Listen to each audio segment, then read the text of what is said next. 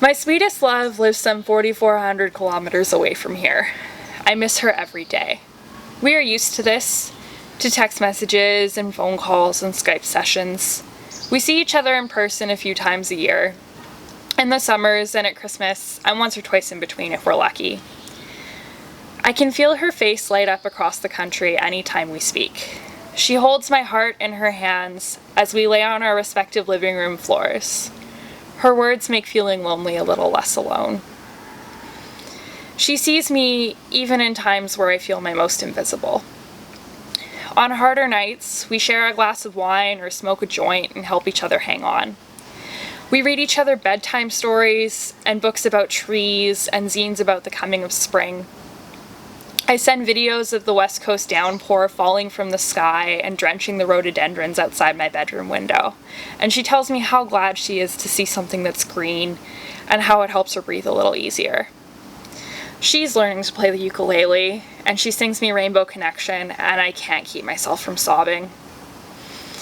I'm lucky in that I have some great housemates, a cranky but lovable cat, a sweet snuggly dog to keep me company. She lives alone and is working from home, and 68 days into isolation, she is struggling. We all are. Sometimes we call each other not to say anything, just to be together across provinces and time zones.